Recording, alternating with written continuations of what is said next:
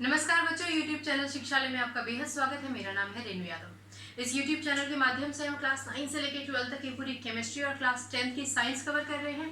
और आज केमिस्ट्री में हम पढ़ने वाले हैं बॉन्ड के बारे में। ठीक है, आज हम डिस्कस करेंगे आयनिक बॉन्ड के बारे में। आपको मालूम है दो तरीके के बॉन्ड है, कोवलेंट बॉन्ड और आयनिक बॉन्ड। हम बात करेंगे आयनिक बॉन्ड की। ऑलराइट, आयनिक बॉन्ड जिसको हम इलेक्ट्रोवैलेंट बॉन्ड भी बोल देते हैं, is form by the transfer of electrons. ठीक है, ये इंटरेस्टिंग टॉपिक लगेगा आपको क्योंकि आप इसके बारे में पहले भी पढ़ चुके हो, लेकिन और थोड़ा सा इसको डिस्कस कर लेते हैं। आपकी किताब में सिलसिलेवार तरीके से लिख रखा है तो सिलसिलेवार तरीके से भी चल लेते हैं। Okay, alright. Ionic bond is form by the transfer of electron. तो एक तो ये चीज समझिए कि आयनिक बॉन्ड बनाने के लिए आपके पास एक ऐसा एलिमेंट है जिसके पास एक्सेस ऑफ इलेक्ट्रॉन है, मतलब कि कुछ इलेक्ट्रॉन एक्स्ट्रा है, यानी कि वो उस कैटेगरी में आता है जिसके पास बाहर वाले शेल में 8 इलेक्ट्रॉन नहीं है, 4 भी नहीं है, लेकिन उससे कम है, 1, 2 या 3 है, तो वो अपना इलेक्ट्रॉन किसी को दे सकता है। और लेने वाला डेफिनेटली वो होगा जिसके पास उसके बाहर वाले शेल में 5, 6 या 7 इलेक्ट्रॉन होंगे, यानी कि इलेक्ट्रॉन डेफिशिएंट होगा। Is this clear?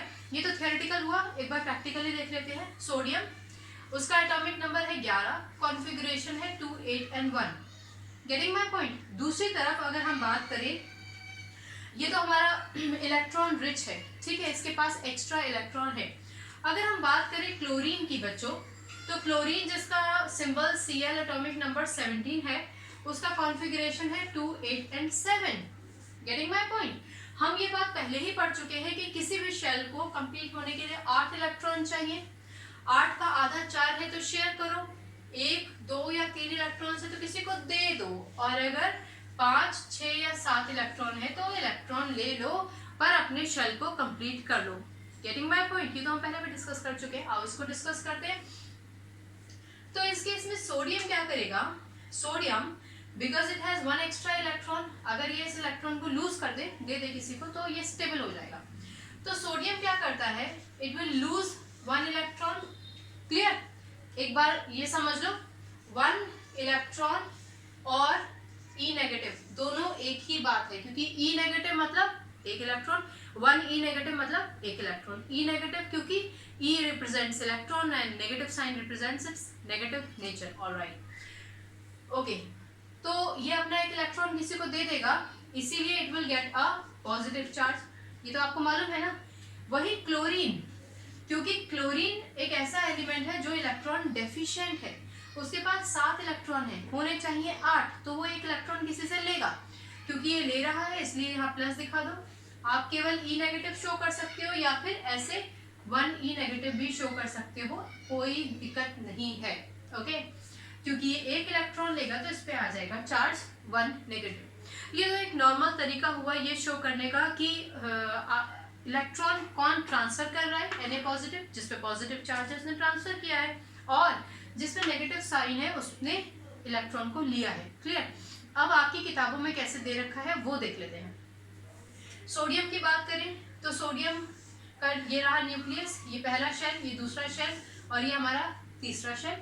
पहले शेल में 2 इलेक्ट्रॉन, दूसरे शेल में एज यूजुअल हमारे पास 8 इलेक्ट्रॉन होंगे, उसकी कैपेबिलिटी भी 8 इलेक्ट्रॉन्स की है, लास्ट शेल में 1 electron. Getting my point? Chlorine की हम बात करते हैं, इसके पास एक अपना न्यूक्लियस है जैसे सबके पास होता है, पहला शेल, दूसरा शेल और तीसरा शेल। अच्छा, हमने प्रोटॉन नहीं दिखाए हैं बिकॉज हम प्रोटॉन तक तो जा ही नहीं रहे ना, we are just giving away the electron, one is giving another is accepting. Getting my point?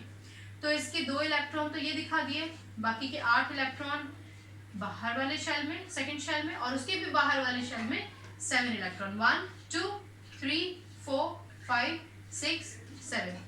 Okay, अब क्या होगा अगर सोडियम, जैसे कि इस इक्वेशन में दिखाया गया है, इस पूरे पैटर्न में सोडियम अगर अपना 1 इलेक्ट्रॉन दे देता है तो उसके पास उसका जो बाहर वाला शेल है वो ये हो जाएगा जिसमें 8 इलेक्ट्रॉन है। क्लियर? जो आपका L शेल है, तो मैंने लिखा नहीं KLM, अब तो आपको सब मालूम है। ठीक है, चलो, तो सोडियम क्या करेगा? अपना 1 इलेक्ट्रॉन ट्रांसफर कर देगा, अपना 1 इलेक्ट्रॉन ट्रांसफर कर देगा। कुछ किताबों में ऐसे शो भी कर रखा है, ऐसे हाथ बनाकर, और वहां लिख भी रखा है इलेक्ट्रॉन ट्रांसफर। ओके, क्योंकि सोडियम ने अपना 1 इलेक्ट्रॉन इसको दे दिया है, तो ऑब्वियसली इसका जो इलेक्ट्रॉन है वो यहाँ कहीं बाहर वाले शेल में ही तो आएगा, बाहर वाला शेल इनकम्प्लीट था, बाहर वाले शेल में एक इलेक्ट्रॉन आ जाएगा। ओके, अब ये तो आप समझ ही गए हो कि भैया जो देगा वो पॉजिटिव और जो लेगा वो नेगेटिव। क्लियर? तो किताब में इस तरीके से दिखा रखा है कि एक इलेक्ट्रॉन दिया जा रहा है एंड यहाँ पे लिखा है इलेक्ट्रॉन ट्रांसफर। अब जो आयनिक बॉन्ड है उसकी डेफिनेशन क्या बनती है वो समझने से पहले ये समझ लीजिए कि क्योंकि सोडियम ने अपना एक इलेक्ट्रॉन क्लोरीन को दिया, इसीलिए सोडियम और क्लोरीन के बीच में एक बॉन्ड बन जाता है एंड दिस बॉन्ड, ये जो बॉन्ड है ना बच्चों, this bond is known as the ionic bond. This bond that is formed by the transfer of electron by one electron rich element to another electron deficient element is known as ionic bond. Simple सी equation है, simple सा definition है, I mean to say. Okay, तो ये बिल्कुल simple है ना। तो ये जो बॉन्ड है वो आपका आयनिक बॉन्ड कहलाया जाता है। ये तो आई होप आपको क्लियर हो गया होगा। सिंपल सी चीज़ थी, आप ऑलरेडी इसको पढ़ चुके हैं कई बार, तो अगर आपसे पूछ लिया जाए आप ऐसे शो कर सकते हैं। ओके, चलो आगे बढ़ते हैं। आगे बढ़ने से पहले एक मिनट, यहाँ रखा है डस्टर, इसको मिटाएं, कुछ और एग्जाम्पल्स डिस्कस कर लेते हैं बच्चों। छोटा सा टॉपिक है आयनिक बॉन्ड। अच्छा हाँ, एक और चीज समझो, क्योंकि जो NaCl बना था ना बच्चों, अभी NaCl जो हमने बनाया, एक इलेक्ट्रॉन Na ने दिया, क्लोरीन ने लिया, तो जो NaCl बना, that NaCl is known as ionic compound. Simple है, अगर ट्रांसफर ऑफ इलेक्ट्रॉन की वजह से जो भी हमारे पास कंपाउंड बनता है that is known as ionic compound. Okay, चलो आगे बढ़ते हैं। एक बहुत ही अच्छा एग्जाम्पल ले लेते हैं। ओके, चलो मैग्नीशियम की बात करते हैं, इसको हटा देते हैं, ये हमारे किसी काम का नहीं। Magnesium atomic number 12, configuration 282। Chlorine की फिर से बात करते हैं। Chlorine atomic number 17, configuration 282। ये कहानी बड़ी इंटरेस्टिंग है, ये कहानी बहुत बढ़िया है। अब देखो क्या होता है, क्योंकि मैग्नीशियम के बाहर वाले शेल में 2 ही इलेक्ट्रॉन हैं, ठीक है, तो हम इसको ऐसे शो कर देते हैं। Mg के पास ये रहे 2 इलेक्ट्रॉन। बेटा हर बार आप एटम बनाओ, एटम के बाहर वाले शेल में 2 इलेक्ट्रॉन दिखाओ, फिर इधर क्लोरीन बनाओ, उसके आउटर मोस्ट शेल में इलेक्ट्रॉन डेफिशिएंट दिखाओ, फिर इलेक्ट्रॉन ट्रांसफर दिखाओ, ऐसा ज़रूरी नहीं है। वो तो जस्ट आपको एक एग्जाम्पल कोट करके दिखा दिया था कि अगर आप किताब में वैसे लिखा देखो ना तो आप कंफ्यूज ना हो जाओ। ओके, चलो अब आगे बढ़ते हैं। हम यहाँ पर मैग्नीशियम के पास 2 इलेक्ट्रॉन है, आप देख सकते हो। क्लियर? और ये उस कैटेगरी में आता है जिसको अपने इलेक्ट्रॉन दे देने चाहिए in case if it has to attain the stability. Okay, chlorine की बात करते हैं। क्लोरीन के बाहर वाले शेल में 7 इलेक्ट्रॉन है, यानी कि उसके पास 1 इलेक्ट्रॉन की कमी है। ओके, अच्छा ऐसे जितने भी क्लोरीन है सबके पास 1 इलेक्ट्रॉन की कमी होगी। ओके, क्योंकि मैग्नीशियम के पास 2 इलेक्ट्रॉन है, तो आप ऐसा मान के चलिए कि यहाँ से एक क्लोरीन आता है, यहाँ से भी एक क्लोरीन आता है। एज यूजुअल इस क्लोरीन के पास भी बाहर वाले शेल में 7 इलेक्ट्रॉन है और इस क्लोरीन के पास भी बाहर वाले शेल में 7 इलेक्ट्रॉन है। क्लियर बच्चों? ये बहुत ही सिंपल सी चीज है, बहुत सिंपल सा कॉन्सेप्ट है, बहुत ध्यान से सुनिए, सब समझ में आ जाएगा। अब क्या होगा, क्योंकि मैग्नीशियम के पास यहाँ पर 2 इलेक्ट्रॉन्स हैं। एक और चीज सुन लीजिए बच्चों, जरूरी नहीं है कि आप क्लोरीन के इलेक्ट्रॉन्स को क्रॉस से दिखाएं, आप मैग्नीशियम के इलेक्ट्रॉन्स को डॉट से ही दिखाएं। आप दोनों ही एलिमेंट्स के जो इलेक्ट्रॉन्स हैं उनको डॉट से भी दिखा सकते हो, दोनों को क्रॉस से भी दिखा सकते हो, लेकिन थोड़ा सा डिफरेंस रहे इसलिए हमने एक को क्रॉस से और दूसरे के एलिमेंट के इलेक्ट्रॉन्स को डॉट से दिखा दिया है। ओके, चलो अब क्या होगा, क्योंकि मैग्नीशियम को तो it has to lose its electron, तो मैग्नीशियम क्या करता है, अपना 1 इलेक्ट्रॉन इसको दे देता है, क्लोरीन को दे देता है, 1 इलेक्ट्रॉन ये क्लोरीन को दे देगा और 1 इलेक्ट्रॉन इसको दे देगा। बहुत ध्यान से सुनना, इसमें कंफ्यूज नहीं होना है। किताब में कुछ दे रखा है तो उसको बच्चे देख के कंफ्यूज हो जाते हैं, वो हम आगे डिस्कस कर रहे हैं। आप यहाँ पे लिख सकते हो इलेक्ट्रॉन ट्रांसफर, आप यहाँ भी लिख सकते हो इलेक्ट्रॉन ट्रांसफर। ऑलराइट, अब बहुत ध्यान से सुनो, मैग्नीशियम ने टोटल कितने इलेक्ट्रॉन्स लूज किए, नो मैटर कि उसने किसको दिए, लेकिन उसने टोटल कितने इलेक्ट्रॉन्स इट हैज लॉस्ट, कितने इलेक्ट्रॉन्स दे दिए, 2, यानी कि Mg हो गया आपका 2 पॉजिटिव। क्लियर? अगर आप इस क्लोरीन की बात करें, स्पेसिफिकली अगर आप इस क्लोरीन की बात करें तो इस क्लोरीन ने कितने इलेक्ट्रॉन लिए, 1, यानी कि ये हो गया Cl ये क्या हो गया बेटा, Cl नेगेटिव। और अगर आप इसकी बात करें, इस क्लोरीन की, तो इसने भी एक ही इलेक्ट्रॉन लिया है, तो क्योंकि एक ही इलेक्ट्रॉन लिया है तो ये भी हो गया आपका Cl नेगेटिव। कुछ किताबों में आपको दिखा रखा होगा कि Mg2 positive two Cl negative. Clear? Okay, हम आगे बढ़ने से पहले इस पे एक बार ध्यान दे दीजिए। Mg2 positive two Cl negative, तो इसमें बच्चों आपको कंफ्यूज नहीं होना है। वो सिर्फ ये कहना चाह रहे हैं कि आपके पास दो, यानी कि 1 और 2, दो क्लोरीन के एटम्स हैं। उन दोनों क्लोरीन के एटम्स ने इलेक्ट्रॉन्स को लेकर अपने आप को आयन में कन्वर्ट कर लिया है, तो नेगेटिव साइन आ गया है। क्लियर? कुछ जगहों पर, कुछ किताबों में आपको ऐसे भी दे रखा होगा Mg2 positive Cl1 negative. Okay, obviously valency 2, obviously valency 1, criss cross कीजिए, इसको हटा देते हैं यहाँ से, तो प्रोडक्ट आपका बन जाएगा MgCl2। ओके, तो आपको किसी भी स्थिति में ये लिखा मिल जाए Mg2 पॉजिटिव Cl नेगेटिव, या फिर आपको इस तरह से लिखा हुआ मिल जाए, आपको कंफ्यूज होने की जरूरत नहीं है, क्योंकि जब आप क्रिस क्रॉस करोगे ना तो आप इसको कंसिडर नहीं करोगे, आप सिर्फ Cl और उसके चार्ज को कंसिडर करोगे। ओके, आपको सिर्फ वो ये बताना चाह रहे हैं कि आपके पास मैग्नीशियम एक था, क्लोरीन 2 थे, तो आप ऐसे शो कर सकते हैं, किताब में ऐसे शो कर रखा है तब भी कोई इशू नहीं है, और किताब में इस तरह से भी शो कर रखा होगा क्रिस क्रॉस आपको समझाने के लिए। कुछ किताब में बहुत विस्तार से समझाते हैं, तब भी कोई प्रॉब्लम नहीं है। अब क्या होता है, क्योंकि मैग्नीशियम का बॉन्ड ऑब्वियसली इस क्लोरीन के साथ भी बन गया, मैं यहाँ शो कर देती हूँ, इसको यहाँ दिखाते, और इसके साथ भी बन गया है, लेकिन क्योंकि एक मैग्नीशियम का दोनों क्लोरीन के साथ बॉन्ड बन गया है, तो आपको Mg bond Cl, Mg bond Cl ऐसे दिखाने की जरूरत नहीं है। ये तीनों के तीनों, ये और ये मिलकर MgCl2 बना चुके हैं। क्लियर? तो फिर इनके बीच में Mg और Cl2, क्लोरीन 2 थे ना बच्चों, तो Mg और Cl2 के बीच में ये जो बॉन्ड बन गया है, that bond is known as ionic bond. Clear? और क्या होता है, किताब में बार बार तो बॉन्ड दिखाने की जरूरत नहीं ना, तो आप क्या करते हो, आप नॉर्मली दिखाते हो कि ये जो प्रोडक्ट है ये है MgCl2। तो अगर आप MgCl2 दिखाते हो तो that means this compound is ionic compound. Is this clear? ये बहुत ध्यान से सुनने की बात है। एक छोटी सी बात सुनो, उससे थोड़ा सा क्लियर हो जाएगा। इसको मुझे लगता है मुझे मिटा देना चाहिए, आपको समझ में आ गया होगा। इसको हटा देते हैं। ये चीज़ें हम पहले भी डिस्कस कर चुके हैं, तो आपको समझ में बहुत जल्दी आ जाना चाहिए।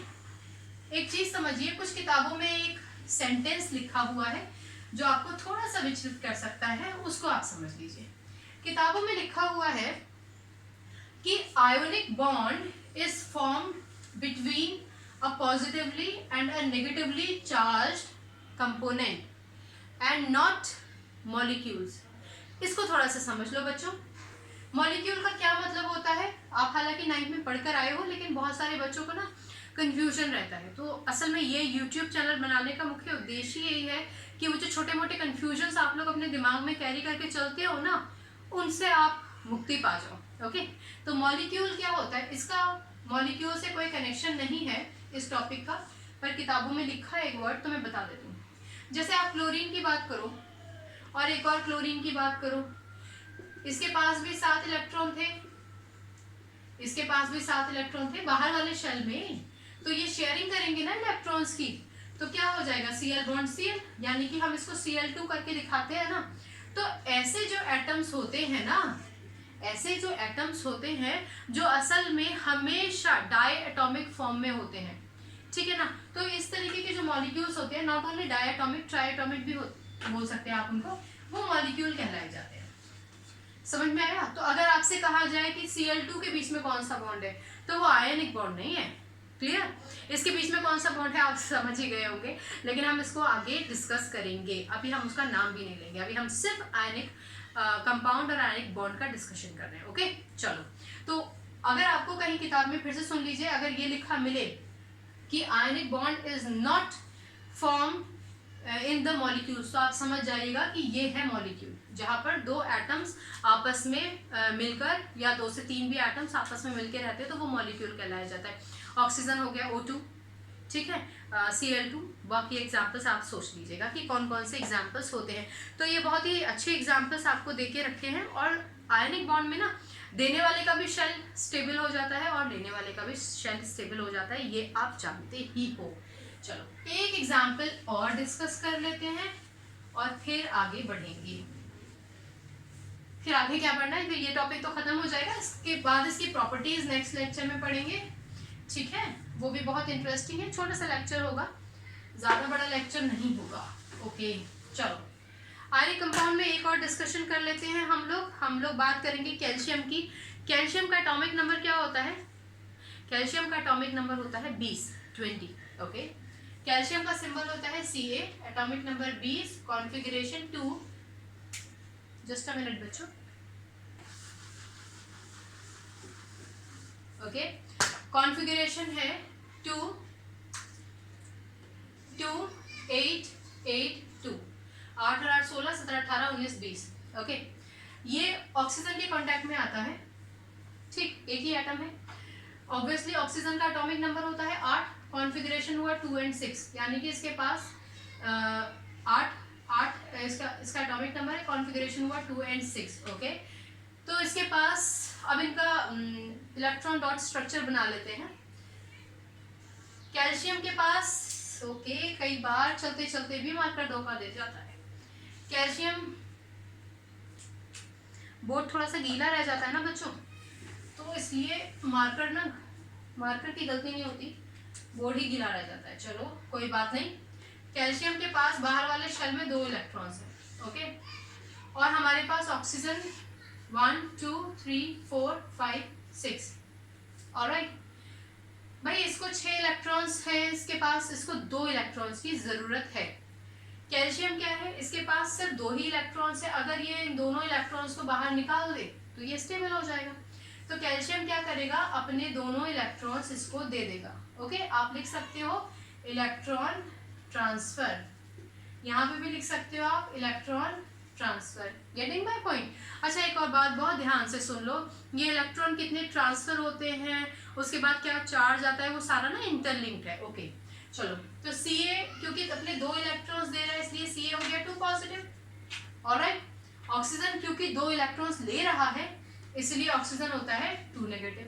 और जैसा कि आप जानते हैं इक्वल अपोजिट वैलेंसीज है, आप कैंसिल कर सकते हो, प्रोडक्ट बन जाएगा CaO। Is this clear? कुछ किताबों में आपके पास यहाँ कॉन्फ़िगरेशन भी लिख रखा होगा कि Ca2 पॉजिटिव का कॉन्फ़िगरेशन हो गया 2 8 8, इसके पास बाहर वाला शेल कंप्लीट हो गया। कुछ किताबों में ये भी लिख रखा होगा कि अब ये हो गया 2 8 8, सॉरी कॉन्फ़िगरेशन 2 8। क्लियर? 8 9 10, क्योंकि भाई 8 तो थे ही, 2 इलेक्ट्रॉन्स ले लिए तो बाहर वाला शेल कंप्लीट हो गया। इसके पास 2 एक्स्ट्रा थे, निकाल दिए, कंप्लीट हो गया। ठीक है, अगर आपको ऐसा कहीं लिखा मिले तो आप कंफ्यूज मत हो जाइएगा कि कैल्शियम का एटॉमिक नंबर तो 20 होता है, तो यहाँ पे ये 2 क्यों नहीं लिखा, क्योंकि भैया उसने 2 इलेक्ट्रॉन्स दे दिए ना, और क्योंकि इसने 2 इलेक्ट्रॉन्स ले लिए इसलिए हमने यहाँ पे 8 लिख दिया, जबकि यहाँ पे 6 लिखा था, पर ये था O और ये है O2 negative. Okay, so these type of bonds, the bonds that are formed by the transfer of electrons are known as the ionic bond. Okay, and the compound that is formed by this transfer of electrons is known as the ionic compound. Clear हो गई बात? चलो, very good. ionic bond में इतना ही। Okay, अगर आपको lecture में ना कभी कोई कंफ्यूजन होता है बच्चों, तो आप बहुत ही बेहिचक होकर पूछ लिया कीजिए, ठीक है ना, नहीं तो जिस उद्देश्य से ये चैनल बनाया है ना वो पूरा ही नहीं होगा। ओके, आपके कंफ्यूजन्स ना रहे आपके दिमाग में, ये मेरा सबसे बड़ा अचीवमेंट है। और हम लोग बोलते हैं चैनल को इसलिए सब्सक्राइब कर लो ताकि at any point of time अगर वीडियो कोई अपलोड किया जाए ना तो आपको फ़ौरन मिल जाए और आप अपनी पढ़ाई को सुचारू रूप से चला सकें। ठीक है, चलिए अगली बार मिलने तक अपना ख्याल रखिए, खुश रहिए, पढ़ते रहिए, केमिस्ट्री से अपनी केमिस्ट्री बहुत अच्छी बनाइए। Take care, God bless you, bye bye.